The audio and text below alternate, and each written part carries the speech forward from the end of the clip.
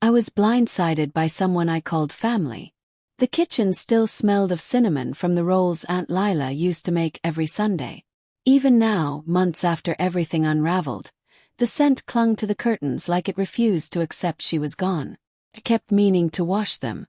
I kept meaning to do a lot of things.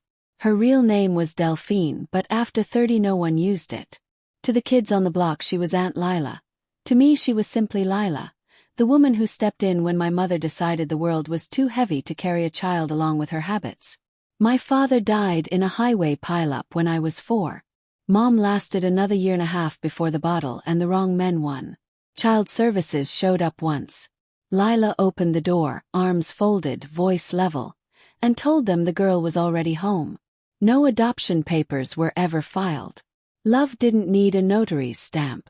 She worked doubles in hospital laundry so I could have new shoes each fall and a layer cake instead of the flat discount ones. She taught me to parallel park in the empty church lot after dark, how to write thank you notes that sounded sincere, how to read a person's intent in the set of their shoulders rather than their words.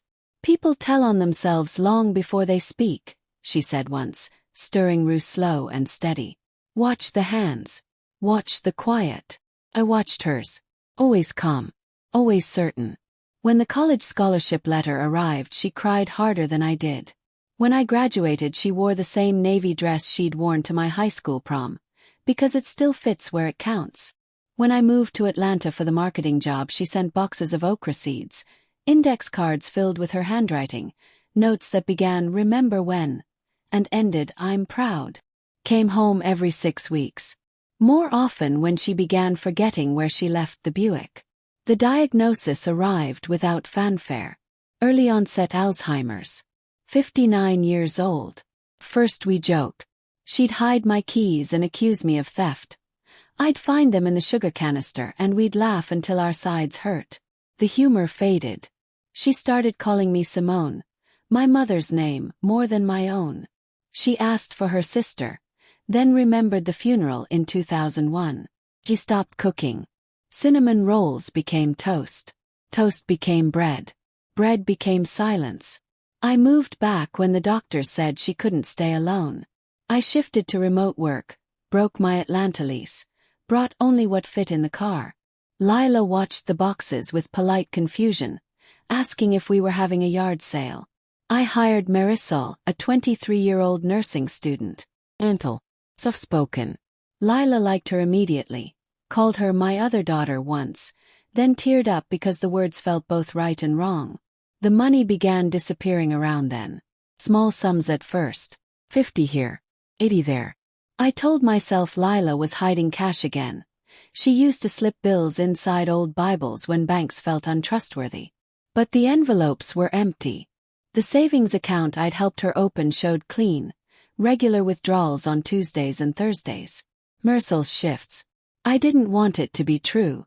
I printed statements until the ink ran low, highlighted dates, sat at the kitchen table past midnight trying to make the pattern dissolve. It refused. I waited for a Thursday.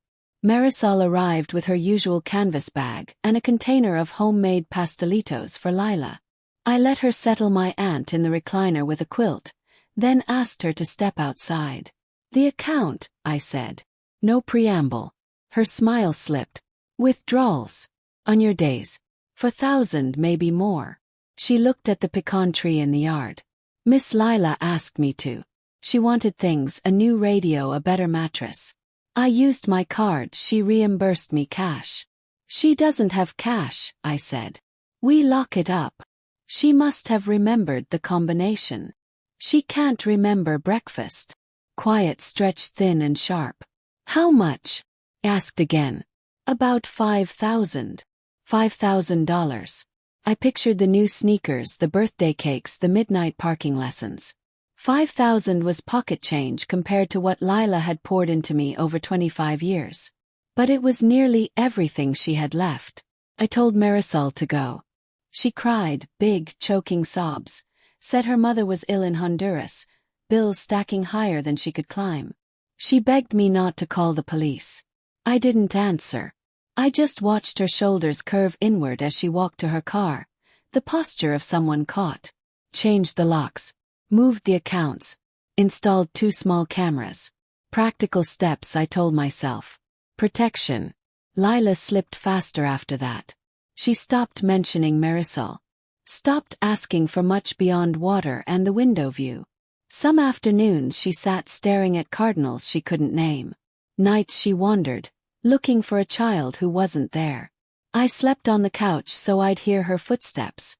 One Tuesday in October I returned from the store to find the front door open a crack. Heart in my throat, I called her name. Nothing. She was in the backyard, barefoot in the grass, staring up at the pecan tree we used to climb. In her hand was a white envelope. My name in her unmistakable cursive. Inside one sheet of paper. My dearest girl. I know you think I've forgotten everything. I forget most things. But I remember what matters. I gave Marisol the money. Not because she stole it. Because I told her to take it. You carry too much. You worry the way I used to. I wanted you to have something when I'm gone. Something clean, something yours. I made her promise to put it in an account for you. She fought me. Cried harder than I've seen anyone cry in years. But I insisted. Forgive her. And forgive me for keeping it secret. I was afraid you'd stop me. You were never a burden. You were my grace. I love you bigger than the sky. Lila, your aunt, your mama when it counted, your home. The date was 6 months old. I dropped to my knees in the grass. Lila eased down beside me, slow and careful. She patted my hand the way she had when I was small and storms scared me. I'm sorry, I whispered. She tilted her head. For what, baby? For believing the worst. She smiled, faint, weary, luminous. We all believe the worst sometimes. That's how we recognize the best when it shows up. She died 3 weeks later. Quietly. In her own bed while I held her hand. I buried her beside my father. The pastor read Psalm 23. I heard very little of it. Afterward the house filled with people carrying foil pans and kind words. Thanked them. Smiled when they said Lila had been their rock too. Waited until the last car disappeared before opening the safe. Under the insurance folder lay a slim bankbook. My name on the account. Balance. $4,870. She'd rounded down so I wouldn't question it. I sat on the kitchen floor and cried.